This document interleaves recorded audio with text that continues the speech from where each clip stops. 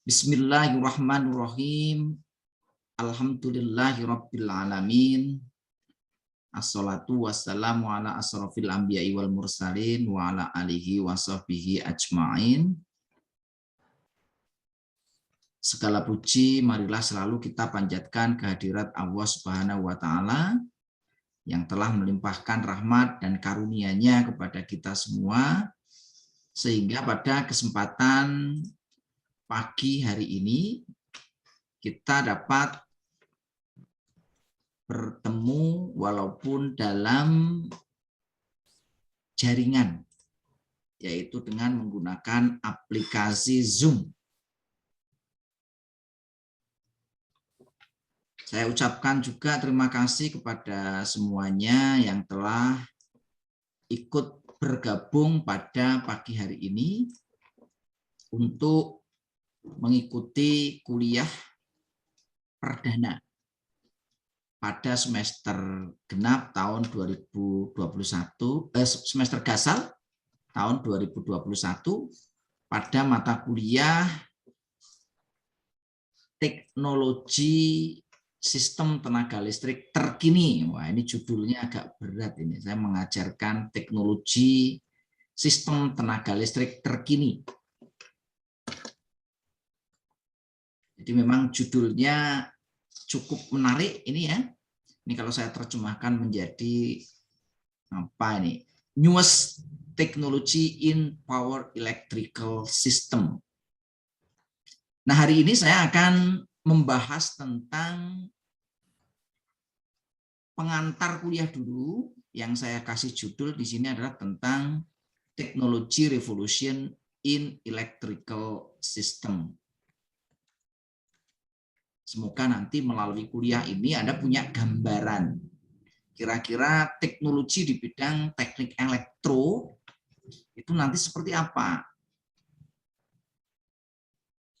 Sehingga nanti Anda bisa mengembangkan sebuah inovasi terkait dengan teknologi di bidang teknik elektro, khususnya di teknik listrik. Mungkin Anda sudah pernah ketemu dengan saya sebelumnya atau baru pertama kali ini? Sudah pernah. Mata kuliah pentanahan kemarin. Iya, Pak. Sudah lulus semua atau ada yang belum lulus kemarin? Alhamdulillah. Alhamdulillah semuanya lulus ya. Demikian juga nanti di kuliah ini harapannya nanti semua lulus dengan baik, nilainya maksimal. Amin. Karena sudah pernah ketemu ya, nggak perlu saya jelaskan tentang biodata saya. Langsung saja nanti saya mulai ya dengan ilustrasi tujuan kuliah kita untuk apa. Mungkin sebagian besar Anda masih bingung nih, teknologi terkini di bidang sistem tenaga listrik itu seperti apa? Ya, masih bingung, masih belum paham, masih berada di awang-awang, ini kira-kira apa? Harapannya nanti akan menjadi lebih jelas, lebih fresh, lebih terbuka wawasannya, sehingga harapannya mampu meningkatkan kompetensi, terutama nanti di bidang teknik listrik ya. Nah, ini sudah saya absen untuk kuliah Anda hari ini. Nanti yang telat ya menyusul nama-nama Anda supaya nanti saya tahu nih benar yang hadir itu Anda beneran atau bukan. Jangan-jangan yang hadir itu cuma loginnya. Ini Dery ini belum aktif. Ini meragukan ini Mas Dery. Mas Anggit juga sama, belum mengaktifkan. Hadir, saya nggak ngerti. Ya hadir ya. Silakan diaktifkan, Mas. Kecuali kalau memang Anda memang mengalami kesulitan sinyal atau pulsanya mau habis, boleh ya tidak mengaktifkan. Kalau on cam gimana? Kalau on cam sinyalnya rada berat. Ya, kalau berat silakan nanti dimatikan, enggak apa-apa. Nggak usah khawatir, nanti ini saya upload di YouTube supaya nanti Anda bisa belajar. Sebagai permulaan ya saya sampaikan ini ilustrasi saja. Saya menyadari bahwa belajar di era pandemi COVID-19 itu tidak mudah. Kalau saya ibaratkan, ini pengalaman saya mengajar selama di COVID-19 ini sulit. Saya ibaratkan begini, ini usahanya cukup berat. Ibaratnya saya punya gajah, saya punya hewan yang cukup besar, atau saya punya mobil yang sangat besar, mau saya masukkan ke garasi atau ke gudang, masalahnya pintunya terbatas. Saya punya ilmu banyak, saya punya referensi banyak, Anda punya macam-macam, tapi terbatas karena kuliahnya online. Sehingga nanti ini sangat sulit. Terutama untuk pembelajaran di bidang teknik. Ngajari Anda tentang grounding, pakai online sulitnya setengah mati. Terutama bagi Anda yang lulusan SMA. Apa sih grounding itu apa? Ya. Walaupun saya sudah bantu dengan media pembelajaran, dengan gambar-gambar, ya, dengan ini, tapi agak susah menjelaskannya. Anda juga mau bertanya juga mungkin agak berat. Nah, untuk itu di sini dibutuhkan pertama kemauan. Kalau Anda memang tidak mau untuk belajar, susah. Dosennya harus mau, mahasiswanya juga harus mau. Yang kedua, kesungguhan. Yang ketiga, keseriusan. Tidak kalah penting juga butuh strategi agar nanti kita bisa belajar dengan baik sehingga kita menjadi kompeten. Nah, ini yang nanti kita harapkan. Nah, oleh karena itu salah satu strateginya supaya nanti Anda juga mudah dalam belajar beberapa materi kuliah, materi-materi praktis tentang bidang teknik elektro, teknik listrik, itu sudah saya upload di sini. Ini tujuannya bukan saya ingin menjadi YouTuber, tetapi semata-mata ingin membantu mahasiswa dan juga para praktisi di industri, baik operator, teknisi, maupun engineer, untuk memahami tentang materi-materi kelistrikan. Nah, silakan kalau Anda nanti ya sudah pernah mengakses ya, atau ingin mempelajari lebih lanjut ya, Anda bisa lewat materi-materi yang saya share di situ. Nah, kita awali untuk pekerjaan di bidang teknik listrik. Ini karena kuliah awal selalu saya ingatkan. Anda itu nanti kalau lulus, kerjanya apa? Ya kerjanya begini. Ini yang berkait dengan electrical. Ini di awal ya, pekerjaan awal. Apa pekerjaannya? Anda sebagai D4, sarjana terapan, kalau nanti sudah lulus, bisa bekerja sebagai apa? Yang pertama, engineering. Nah, engineering kerjanya itu merencanakan. Saya punya pembangkit, generator, gimana supaya generatornya bisa beroperasi dengan baik. Bagaimana nanti sesuai dengan standar. Bagaimana nanti supaya operator kerjanya bisa terarah, dan lain sebagainya. Ini adalah pekerjaan engineer. Yang kedua adalah procurement. Anda juga nanti bisa bekerja sebagai orang yang mengadakan kebutuhan-kebutuhan peralatan yang ada di industri. Bisa jadi sales tapi sales peralatan-peralatan elektrikal yang ada di industri. Menjadi sales generator, sekali jual generator bonusnya sepeda motor. Karena harganya sangat besar. Anda menjadi sales DCS, sekali deal satu proyek bonusnya ya lumayan. Karena harga DCS sangat mahal. Anda sales trafo, bukan sales ecek-ecek ya, bukan sales minyak, itu bukan. Tapi sales adalah peralatan-peralatan yang besar, procurement, pengadaan. Yang berikutnya installation, pekerjaannya di sini, nginstal ya. Ini menginstal panel, menginstal trafo, menginstal DCS, menginstal instalasi tenaga listrik, dan lain sebagainya. Yang berikutnya melakukan testing. Ngetes, ini sudah sesuai dengan standar atau belum. Yang berikutnya commissioning, operation. terakhir menjadi tenaga maintenance. Jadi banyak sekali lulusan teknik elektro bisa berkiprah. Anda bisa bekerja di mana saja, banyak. Mulai dari pembangkit, transmisi, sampai ke pemanfaatan. Nah, untuk bisa bekerja, Anda butuh kompetensi. Apa itu kompetensi? Kemampuan untuk kerja. Kalau kita tidak punya kompetensi, ya tidak bisa kerja. Saya bekerja sebagai dosen, saya harus kompeten. Apa kompeten yang dibutuhkan?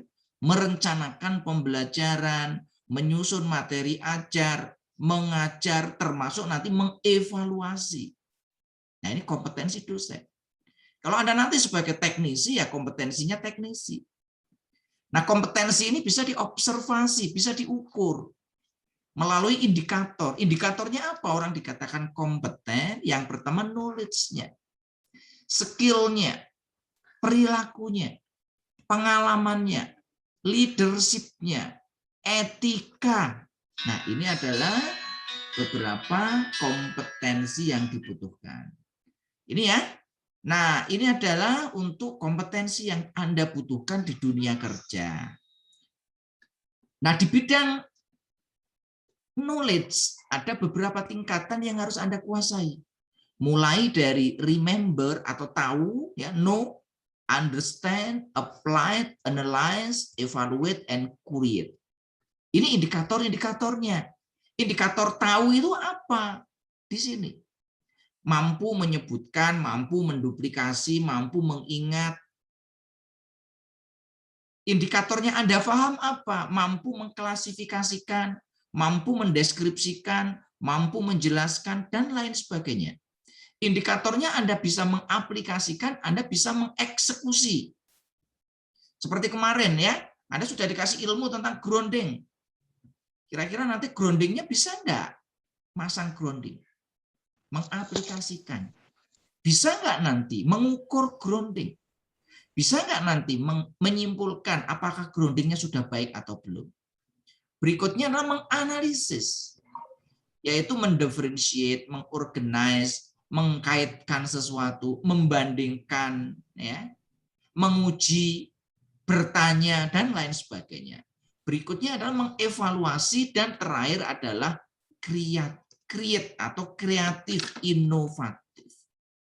Nah, ini berkaitan dengan pengetahuan. Nah, di dalam keterampilan Anda juga harus perlu mengalami pembelajaran. Mulai dari meniru, mencontoh, tanpa contoh, bekerja dengan baik, lancar, dan tepat, cepat dan akurat, dan menjadi spontan dan otomatis. Ini kaitannya dengan skill yang dibutuhkan untuk mencapai kompetensi.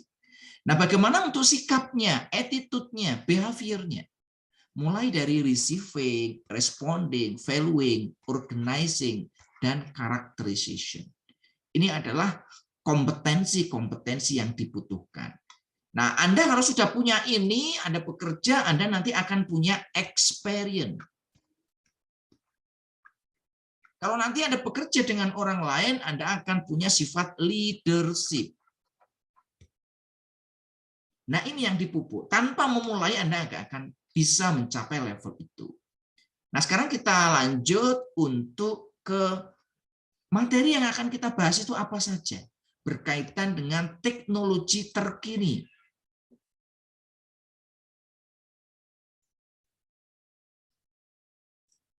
Ya, yang tidak bisa online tidak apa-apa, karena mungkin alasan sinyal atau mungkin kuotanya terbatas, tidak apa-apa ya. Yang berikutnya adalah tentang material outline-nya kuliah ini itu apa aja. Yang pertama hari ini kita bahas yaitu pengantar teknologi sistem tenaga listrik. Yang kedua kita akan membahas teknologi terkini dalam dunia pembangkit tenaga listrik. Yang ketiga kita akan membahas tentang decarbonize melalui EBT, energi baru terbarukan atau renewable energy. Yang berikutnya kita akan membahas tentang teknologi pembangkitan dengan konsep kogenerasi. Yang kelima nanti kita akan membahas tentang teknologi terkini dalam jaringan tenaga listrik, baik saluran transmisi maupun jaringan distribusi.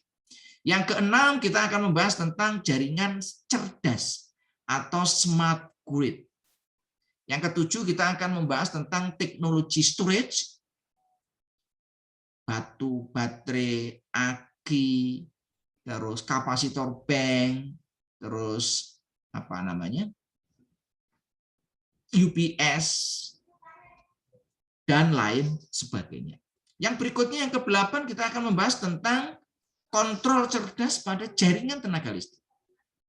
Yang berikutnya kita akan membahas tentang kontrol adaptif, tentang telemetri dan SCADA, tentang teknologi pemanfaatan, diantaranya nanti ada smart building dan smart home, dan yang terakhir kita akan membahas tentang Internet of Things pada sistem tenaga listrik. Sampai di sini ada yang mau ditanyakan? Silahkan.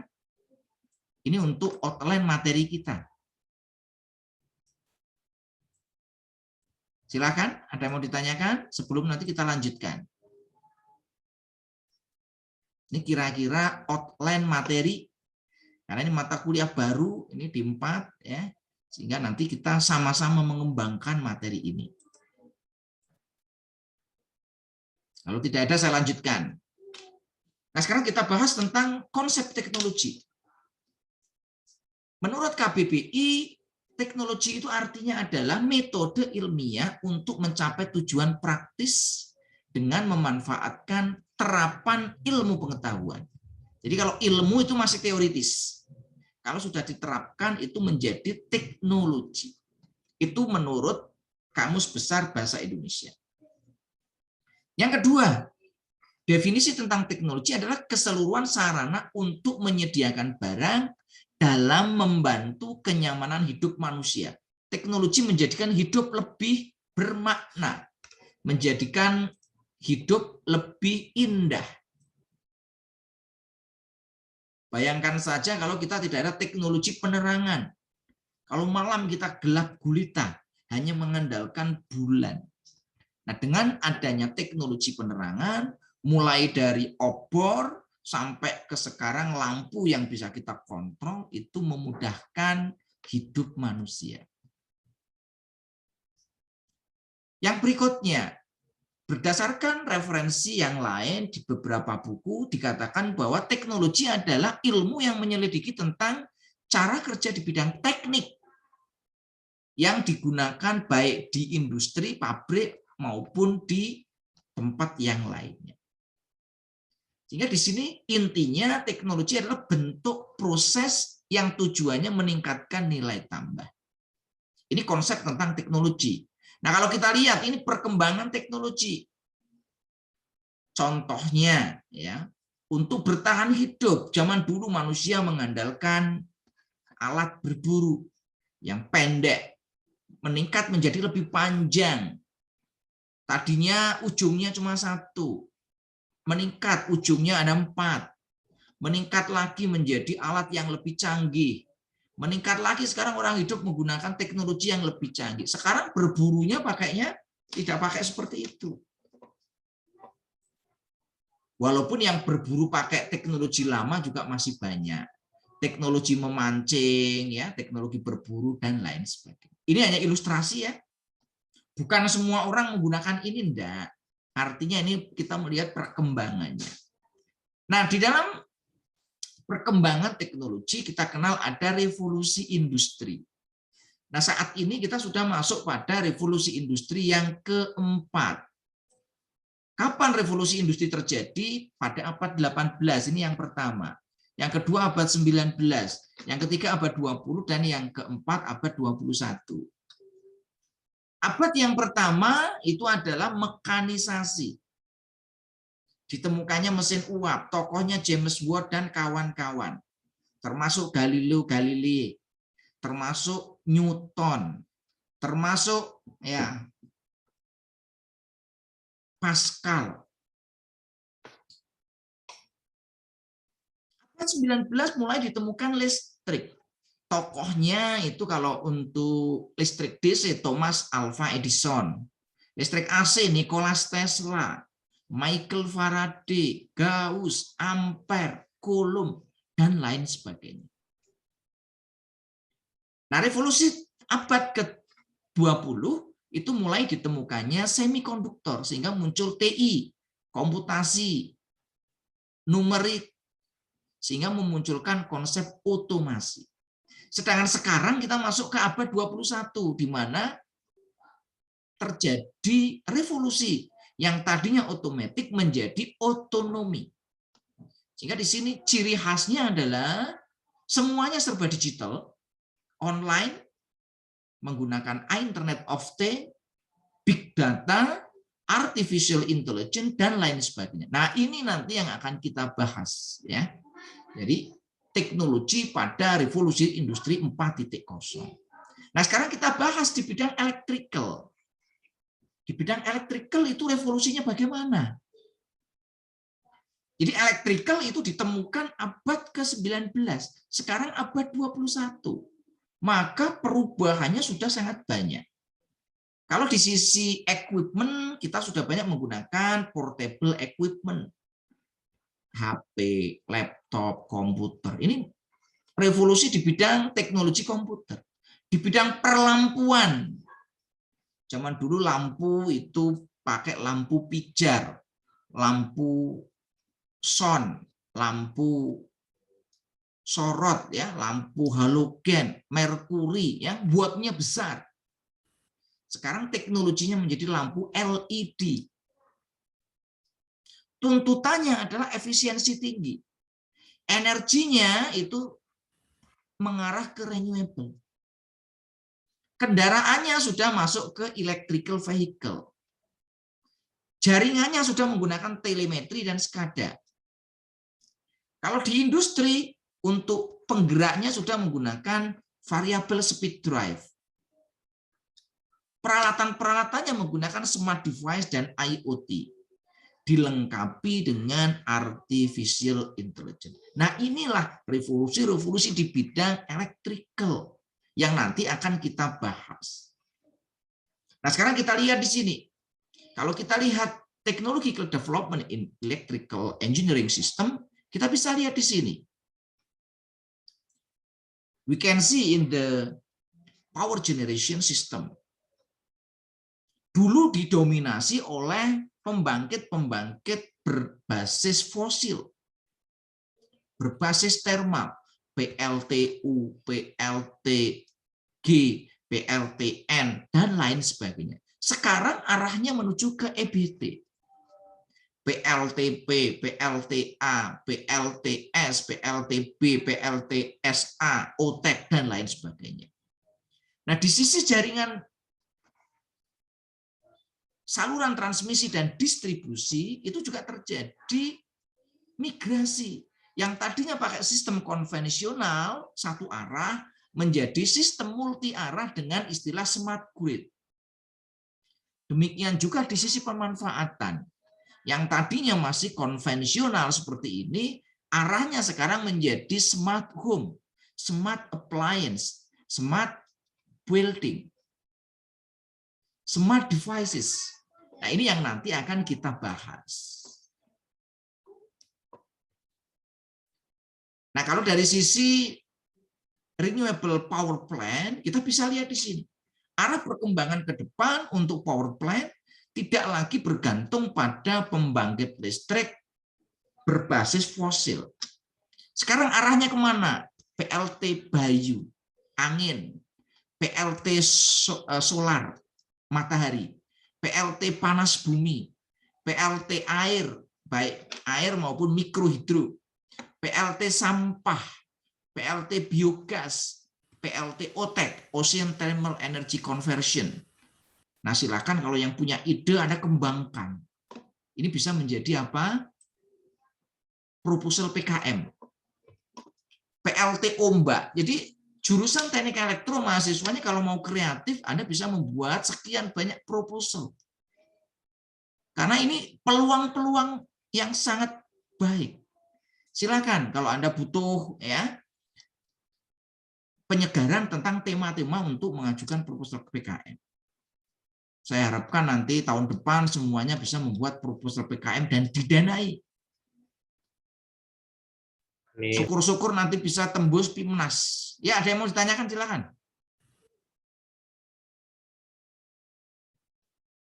Silakan. Mas Dery, ada mau tanyakan? Tidak, Pak. Pak, saya mau nanya, Pak. Ya, silakan, Mas. Apa Mas, namanya PLTN itu yang nuklir itu termasuk renewable energy apa fosil ya, Pak ya? ya, untuk nuklir termasuknya itu adalah, ada yang mengatakan dia renewable, tapi ada yang mengatakan dia itu bukan renewable. Kenapa kok ada yang mengatakan renewable? Karena efisiensinya sangat tinggi nuklir itu. Cuma masalahnya sampahnya. Nah, ini yang agak repot, Pak. Sampah nuklir. Jadi negara-negara Eropa sekarang mulai bergeser ke sana, ke sini. Tidak menggunakan nuklir lagi, tapi bergesernya ke sini. Eropa, Amerika itu jarang yang punya PLTU. Ya, negara-negara berkembang kayak Indonesia aja yang punya PLTU. Alhamdulillah kita masih punya PLTU, Mas. Kalau di beberapa negara nggak punya PLTU itu listrik mati hidup, Mas. Karena kalau pakai nuklir itu kan yang menguasai nuklir negara-negara tertentu. Tidak semua negara bisa mengembangkan nuklir. Karena nuklir itu kan bahayanya sangat tinggi. Jadi seperti itu ya, Mas ya. Ada yang mengatakan dia masuk renewable. Kenapa? Karena efisiensi. Ada yang mengatakan dia itu nggak renewable. Karena nuklir itu mirip dengan fosil, cuma dia efisiensinya tinggi. Jadi proses menghasilkan nuklirnya nanti itu akan lama. Nah, nanti akan saya jelaskan dengan yang baru, yaitu ini, Mas. Nuklir tapi dia pakainya bukan fisi, tapi pakainya fusi. Nah, ini yang dikembangkan oleh negara-negara Amerika, Eropa, dan Cina. Ini namanya adalah, kalau Cina itu dia mau membuat matahari buatan. Ini matahari buatan, artinya apa matahari buatan? Mereka mengembangkan pembangkit nuklir, tapi dengan teknologi fusi, bukan lagi teknologi fisi. Suhunya bisa mencapai 160 juta derajat Celcius. Bahkan lebih panas dari matahari yang ada, Mas. Dengan menggunakan teknologi fusi. Nah, ini saya sendiri belum paham persis teknologinya, karena ini masih secret ya. Karena bayangkan dengan suhu sekian, kira-kira material apa yang bisa tahan dengan suhu sekian, Mas? Reaktornya nanti seperti apa dia? Tebalnya seberapa? Supaya bisa meredam panas yang bisa mencapai 160 juta derajat Celcius. Ini spektakuler. Ini salah satu teknologi, ini real ya, sudah berhasil dinyalakan. Kemarin Cina mengklaim mereka sudah bisa menyalakan reaktor nuklir untuk pembangkit fusi. Nah, ini butuh perjuangan panjang untuk bisa mencapai ke sana, Mas. Oke, saya bahas dulu ya. Kita lanjutkan. Ya. Ini beberapa arah ke depan. Hydropower, wind turbine, solar panel, concentrated solar power, ya, geothermal. Kalau geothermal itu renewable. Kita punya di Dieng, kita punya di Darajat, kita punya di Wayang Windu, kita punya di mana lagi? Kamojang. Kebanyakan di Jawa Barat. Jawa Tengah baru ada satu, Dieng. Jogja, Merapi belum layak untuk dikembangkan karena masih aktif. Berikutnya marine. Nah, Indonesia itu kan terdiri banyak laut. Anda bisa kembangkan di sini, Mas. Ini potensi kita. Berikutnya biogas. Indonesia itu sangat kaya dengan biogas. Indonesia semua kaya. Mulai dari air kita kaya, karena kita banyak sungai, banyak laut. Angin juga kita meniupnya tinggi. Solar cell 20 sepanjang waktu. Geotermal kita punya. Jadi Indonesia itu sebenarnya energinya melimpah. Cuma kita masih belum bisa memanfaatkan secara optimal. Nah, yang berikutnya adalah teknologi cogeneration. Ini teknologi cogeneration. Cogeneration itu apa? Yaitu memanfaatkan panas hasil pembuangan dari teknologi pembangkit. Misalkan PLTG itu gas buangnya kan masih panas tuh. gas buangnya masih panas, itu bisa ditambah dengan PLTU. Sehingga nanti gas buang dari PLTG itu yang masih panas, dipanaskan sedikit sudah menjadi uap yang bisa memutar turbin. Sehingga nanti begitu dikoppel dengan generator, dia akan menghasilkan listrik. Sehingga nanti muncul efisiensi yang lebih tinggi pada PLTG. Nah, nanti kita bagi ya, kita bahas ya teknologi-teknologi di bidang ini. Yang berikutnya adalah energy transition technology. Ini tadi ya. Jadi konsepnya nanti ke depan adalah energi efisiensi. Nanti akan terjadi disruption. Pembangkit-pembangkit yang tidak ramah lingkungan, yang tidak efisien nanti akan tergantikan oleh energi-energi ini. Kalau di sisi pembangkitnya kita ada wind turbine, solar panel, dan lain sebagainya. Kalau di grid-nya nanti kita ada grid integration, grid independent, dan ada grid storage. Ini arah perkembangannya nanti ke sana. Nah ini tadi ya, pembangkit listrik masa depan, ini masa depannya Cina. Karena Cina itu sekarang kan energinya kan butuh sangat besar. Sementara PLTU itu merusak lingkungan. Karena apa? Terjadi pemanasan global. Nah, dengan menggunakan matahari buatan, ini bisa mengatasi salah satu dampak dari pemanasan global. Sehingga dikatakan yang namanya nuklir itu tadi ada yang mengatakan termasuk renewable, ada yang tidak. Nah, yang berikutnya apa? Ini PLTS. Nah, sekarang negara-negara maju berlomba-lomba membuat PLTS-nya di ruang angkasa, Mas. Anda bisa bayangkan ya. Ini bisa menjadi proposal PKM Anda. PKM gagasan tertulis. Mengembangkan PLTS di ruang angkasa. Kenapa kok di ruang angkasa? Karena kalau di bumi, ya kan? Bumi itu kan terbatas, matahari itu kan bersinar hanya berapa jam. Kalau di Indonesia ya rata-rata berapa jam ya? 8 jam sehari. Efektif mulai jam 8 sampai jam 16. Bahkan di sebagian musim ada yang dari jam 10 sampai jam 15. Jadi sedikit sekali. Kalau kita taruh di ruang angkasa, dia 24 jam. Di ruang angkasa jaraknya lebih dekat. Nah, masalahnya adalah nanti bagaimana mengirimkan listrik yang di ruang angkasa ke bumi. Gimana nih mengirimkannya nih? Sehingga nanti pakai teknologinya menggunakan gelombang mikro. Ini teknologi semua. Anda bisa riset ke sana, Anda bisa lanjut studi ke sana untuk riset, ya. Bisa kerja di situ, mengembangkan di bidang ini. Jadi kita berwawasannya ke depan. Nah ini solar cell yang sekarang banyak digunakan di industri-industri negara-negara maju. Solar cell-nya bukan di gedung, tetapi di mana di sini? Di laut, Mas. Di waduk. Ini udah kayak ternak, kayak apa? Kayak kolam. Siap nggak Anda kerja di sini kira-kira? Ini yang segera akan diimplementasikan adalah Cirata, di Waduk Cirata, Jawa Barat. Ada yang dari Jawa Barat? Ini nanti ke depan butuh orang-orang yang kompeten di bidang ini. Kalau ada belajarnya masih pakai yang jadul, ya begitu kerja kayak gini nggak kompeten. Nah, yang berikutnya teknologi di bidang jaringan tenaga listrik, di saluran transmisi dan jaringan distribusi. Konsepnya kalau dulu itu satu arah, ini konvensional, ini arahnya akan berubah menjadi smart grid. Smart grid itu artinya apa? Jaringannya multi arah. Ini multi arah di sini. Ini saya jelaskan lebih jelas. Ini smart grid ya. Smart grid itu nanti di sini seperti misalkan di FT yang ke depan nanti akan kita rancang smart grid-nya seperti apa.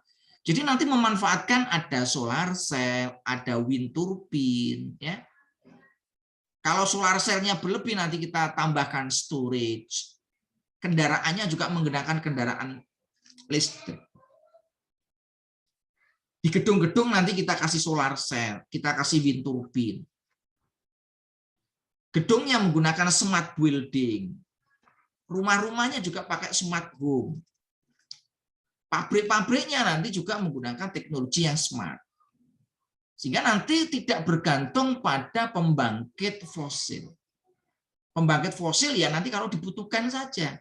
Misalkan mataharinya sedang tidak bagus, ya nanti gunakan dari sana. Tetapi ini bukan satu-satunya. Oh, nanti wind turbine anginnya sedang lemah, ya kita pasok dari sana. Kalau anginnya tinggi, kita pasok dari wind turbine. Nah, ini nanti semua dikontrol pakai smart grid. Ini lowongan pekerjaan untuk Anda ke depan. Belajar smart grid, paham, Anda bisa mengimplementasikan, bisa bekerja dengan baik. Nah, yang berikutnya adalah smart storage technology. Sekarang masih mahal. Ini di beberapa negara sudah mengembangkan storage technology dengan kapasitas sampai 250 megawatt. Jadi kalau ada pembangkit besar mati, shutdown, langsung bisa di-cover dari sini. Ini ada solar cell, ya, ada solar cell, ada ini nanti ditransfer ke baterai. Begitu nanti di sini butuh, baterainya nanti mensuplai. Jadi ini sudah menggunakan smart grid. Salah satu yang perlu dikembangkan ya smart baterai dan lain sebagainya. Ini teknologi ke depan. Nah, berikutnya adalah bagaimana kita mengirimkan listrik tanpa kabel. Seperti matahari Cina tadi, solar cell yang ada di ruang angkasa itu yang nanti perlu ini tanpa kabel, listrik tanpa kabel. Bagaimana nanti kita mengembangkan sistem transmisi, sistem distribusi tanpa kabel. Ya, saya kira itu ya. Nah, terus ada telemetri dan SCADA. Nah, ini juga penting ya untuk meningkatkan efektivitas, efisiensi dari sistem tenaga listrik supaya nanti bisa kita tingkatkan produktivitasnya, efektivitasnya, dan efisiensi. Nah, ini adalah untuk telemetri SCADA. Ini SCADA contoh ya, yang diterapkan di industri-industri oil and gas company, industri pembangkit, dan industri-industri yang lain. Nah, ini contoh untuk SCADA. Nanti mungkin ada mata kuliah SCADA. Anda bisa mengambil mata kuliah SCADA, mempelajari SCADA. Ini penting sekali. Nah, ini adalah smart building, ini smart home. Smart building, ya, ada akses kontrolnya, energinya pakai renewable, environmental kontrolnya, ada data centernya, ada generator health-nya, dan lain sebagainya. Ini adalah fitur-fitur di dalam smart building. Bagaimana dengan konsep smart home? Ke depan nanti rumah-rumah di Indonesia akan menggunakan smart home. Sekarang ini kan kayak mimpi, Pak, apa bisa, Pak? Ya seperti contoh HP. Dulu zaman saya kuliah, Mas, HP itu yang megang hanya orang-orang kaya saja. Para big boss, big boss. Karena harga satu HP itu setara dengan harga mobil. Sekarang tukang parkir saja pakai HP, Mas. Bahkan mahasiswa HP-nya bisa lebih dari satu. Nah, ini sama smart home. Kapan kita akan jumpai? Sebentar lagi. Ini sudah mulai berkembang, ya. Contohnya mana, ya? Contohnya di sini nih. Nah, ini lampu IoT. Dulu saya bimbing mahasiswa tahun 2015, lampu bisa dikontrol pakai HP ini, Mas. Butuh jutaan rupiah, Mas. Beli microcontrollernya, beli receivernya, beli pemancarnya, buat programnya macam-macam, habisnya jutaan, Mas. Sekarang harganya berapa ini lampu yang bisa dikontrol? 35.000. Anda bisa beli di e-commerce. Kalau ada yang hobinya tentang memelihara ikan, itu kan yang menyebalkan memelihara ikan itu kan memberi makan, Mas ya. Sekarang memelihara ikan itu bisa kita kontrol menggunakan IoT. Bisa kita kontrol jarak jauh dan otomatis. Jadi nanti jam sekian nanti dia memberi makan. Berapa jumlah yang dimasukkan untuk makan ikannya, itu sudah bisa kita kontrol. Harganya cuma berapa? 200 ribuan. Dulu tahun 2015-an saya bimbing mahasiswa untuk membuat alatnya, harganya mahal. Dan bentuknya sekarang sudah bagus. Ya. Demikian juga peralatan-peralatan di rumah lainnya. Mesin cuci, kulkas, ya, TV, CCTV, apalagi audio video dan lain sebagainya bisa kita kontrol menggunakan IoT. Nah, ini adalah teknologi ini. Nah, berikutnya adalah teknologi tadi electric wireless transmission. Ini sementara baru digunakan untuk ngecas ini aja, Mas. Ngecas HP, mungkin ada yang punya HP high class ya. Kayak iPhone, kayak Samsung yang seri S, misalkan S20 ya, atau Huawei seri P20, P30, P40. Itu sudah menggunakan wireless charging. Mobil juga sama, ini mobil. Mobil listrik itu ke depan gimana Mas chargernya? Pakai wireless. Ini teknologi yang nanti akan kita kembangkan. Berikutnya di bidang electrical apa? Di bidang maintenance. Dulu maintenance itu jarak dekat harus bongkar macam-macam. Sekarang maintenance itu bisa dilakukan jarak jauh. Saya punya plan di sini, misalkan plan saya misalkan di Jawa Barat. Saya sebagai tenaga ahli sering dipanggil melakukan maintenance online di sini. Oh, ini alatnya kenapa? Analisisnya jarak jauh. Nanti yang eksekusi di sana. Oh, nanti yang dirubah ini diganti, ininya diganti. Jadi Anda di Indonesia bisa bekerja di Amerika, menjadi expert. Melalui apa? Melalui hardware dan software. Data-datanya nanti ke-download semua, record ya. Oh, riwayat historinya kenapa? Nanti kita bisa memberikan solusi. Bahkan beberapa peralatan bisa di-lock dari jarak jauh. Bisa difahami nih. Dia adalah teknologi di bidang sekarang ini. Yang berikutnya adalah online monitoring in maintenance system. Nah, sekarang untuk maintenance system semua bisa dimonitor. Ya, sistem-sistemnya nanti bisa dimonitor sehingga kita enak sekali. Trafo bisa kita monitor ya, ini trafo, ini panel bisa kita monitor, panel MDP bisa kita monitor ya, motor bisa kita monitor. Apalagi ya, semuanya peralatan bisa kita monitor. Monitornya gimana? Kayak gini. Anda kalau pingin untuk memonitor, Anda boleh di sini saya kasih linknya. Ini contoh gratis untuk monitor secara online. Ini sistemnya ada ya. Nggak perlu saya sebutkan sistemnya ada di mana. Ini bisa digunakan username-nya demo, password-nya demo. Nanti Anda bisa lihat ya tadi ya. Sistem yang seperti ini itu nanti bisa dilihat. Ini hanya monitor saja, melihat saja, nggak bisa kontrol. Kalau kontrol bahaya. Apa yang bisa dimonitor? Macam-macam. Kalau di trafo yang bisa dimonitor itu adalah arusnya berapa, tegangannya berapa, frekuensinya berapa, faktor bayanya berapa, suhunya berapa, semua parameter. Jadi nanti nggak perlu kita nanti untuk melakukan inspeksi secara langsung ke sana. Bisa difahami Mas ini? Yang berikutnya adalah Smart Machine Condition Monitoring. Ini mirip dengan yang tadi. Ini di beberapa industri sekarang sudah dikembangkan, ya. Smart Machine Monitoring Condition, ya. Apa yang bisa dimonitor? Robot, motor listrik, pompa, bearing, turbin, air compressor, CNC machine, tooling machine, power plant, pump station, semikonduktor, steel mill, dan lain sebagainya. Nah, ini semua dimonitor di sana. Nah, dari monitoring nanti bisa dilakukan predictive maintenance. Oh, peralatan ini 3 bulan lagi harus di overhaul. Oh, ini 2 bulan lagi bearingnya harus diganti.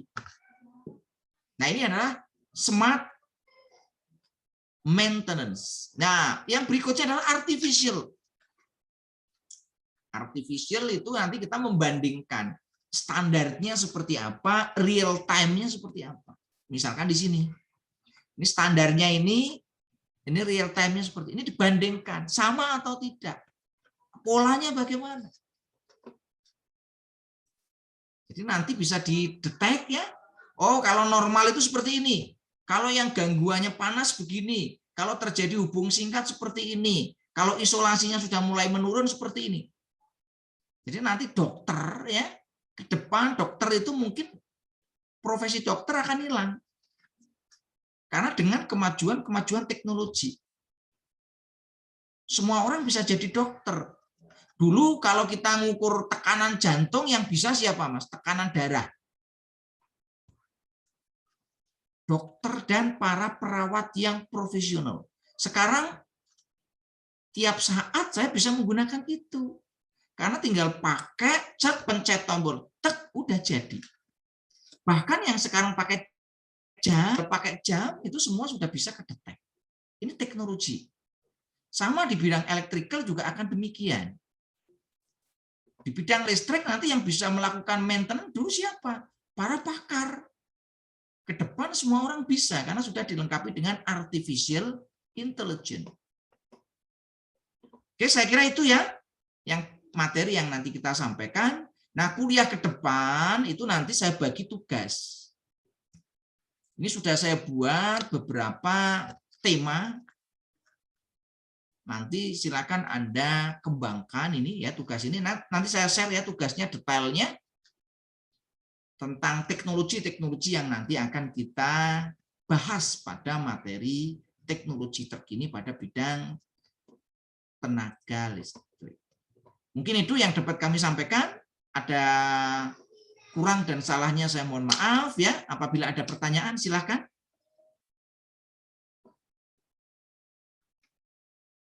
Izin. Oke, silakan Mas. Untuk mata kuliah ini apakah ada Bismart-nya juga, Pak? Oh ya, untuk mata kuliah ini terima kasih ya Mas Hafiz. Ada Bismart. Nanti insya Allah akan saya share setelah kuliah ini supaya nanti Anda bisa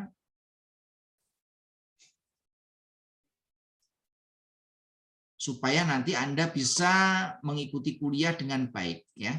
Jadi nanti kuliah kita lewat pertama Bismart, yang kedua lewat Zoom, yang ketiga nanti lewat YouTube, yang keempat nanti lewat WhatsApp group. Jadi ada 4 media yang nanti kita gunakan. Terima kasih Mas atas pertanyaannya ya. Saya lupa menyampaikan tadi untuk Bismart. Yang lain silakan. Silakan Mas Muhammad Ilham. Terkait kontrak belajarnya bagaimana ya Pak? Misal kayak penilaiannya nanti atau bagaimana? Oke, terima kasih pertanyaan bagus ini.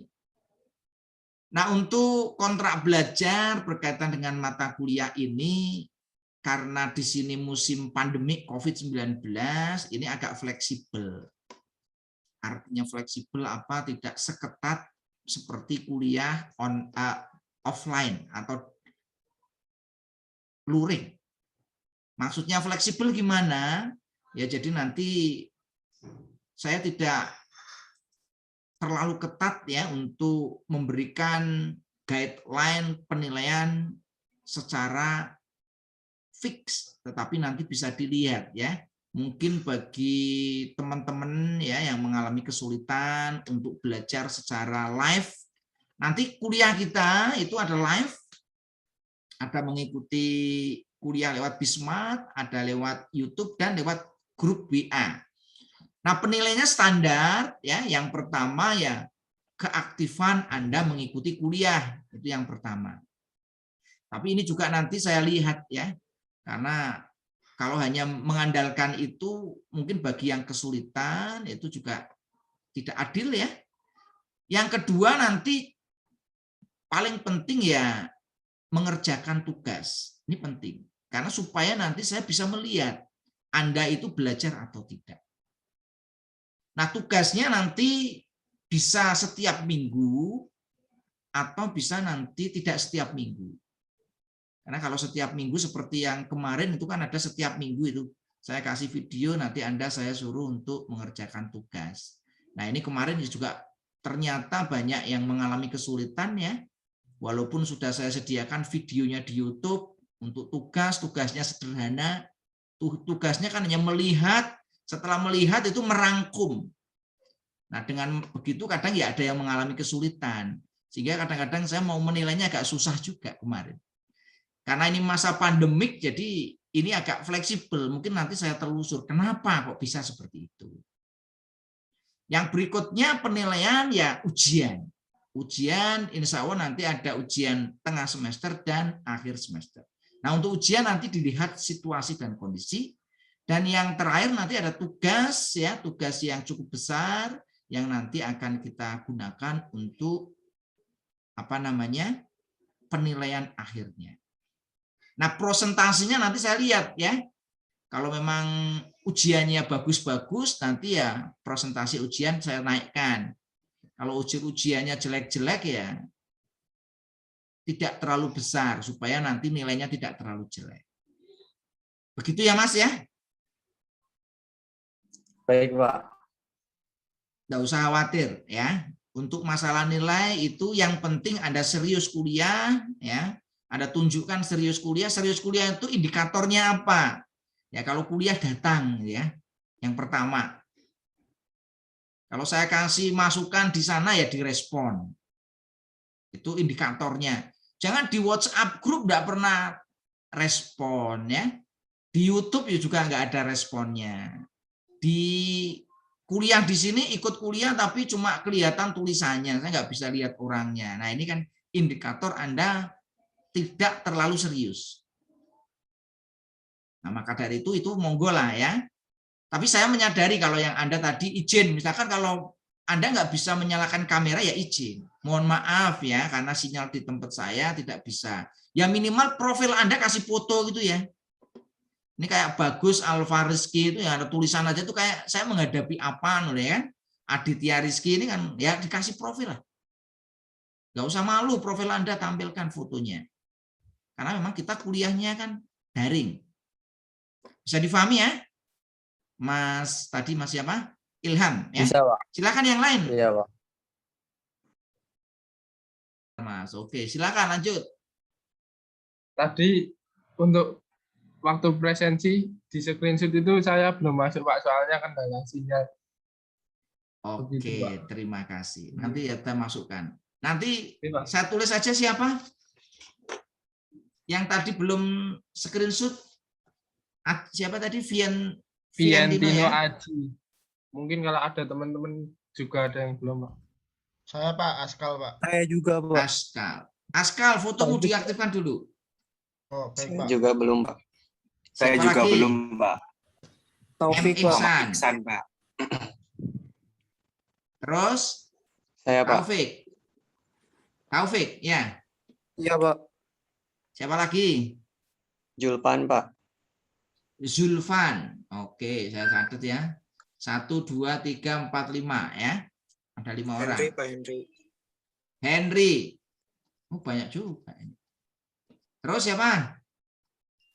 Saya, Pak. Ersa.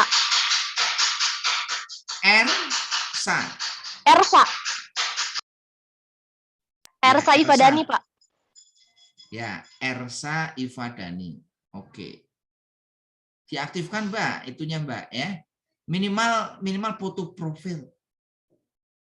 Sehingga kita tahu oh Ersa itu kayak apa gitu ya. Oh iya, Pak. Mohon maaf, Pak, jaringannya lagi jelek. Jadi nggak bisa nyalain Ya. kamera. Kalau kamera tidaknya nggak apa-apa ya, tapi foto profilnya minimal itu muncul. Jangan hanya tulisan saja. Oke, saya kira itu ya. Ada yang mau ditanyakan? Cukup hari ini? Ya, karena ini pertemuan pertama, tidak perlu lama-lama supaya nanti Anda tidak terlalu bosan ya. Saya cukupkan sampai di sini dulu. terima kasih atas perhatiannya. Marilah kita tutup dengan berdoa menurut agama dan kepercayaan masing-masing. Bagi yang beragama Islam, marilah kita tutup dengan membaca hamdalah bersama-sama. Alhamdulillahirabbil alamin. Akhirul kalam, wallahul muwaffiq ila aqwamit thoriq. Assalamualaikum warahmatullahi wabarakatuh. Waalaikumsalam Waalaikumsalam warahmatullahi wabarakatuh. Waalaikumsalam warahmatullahi wabarakatuh.